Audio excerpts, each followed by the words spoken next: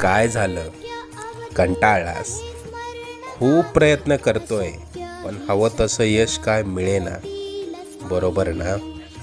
आता ही धावपळ सोडून कुठेतरी लांब निघून जावंसं वाटतंय ना? अजून किती दिवस सोसावं लागणार हेच तुझ्या डोक्यात कायम असतं. त्याच गोष्टींना पुरता कंटाळून गेलायस तू. मला माहितीये, या वेदना आता तुला सहन होत नाहीये. यापुढे अशी समस्या तुला सतावणार नाही. तू आजपर्यंत भरपूर दुःख सहन केलंस. तुझी वाईट वेळ संपून जाईल. त्यानंतर येतील सुखाचे सोन्यासारखे दिवस. बाळा, तू प्रयत्न करत राहा. जिथे तू थांबशील तिथून पुढे तू हाती घेतलेले कार्य आम्ही पूर्णत्वास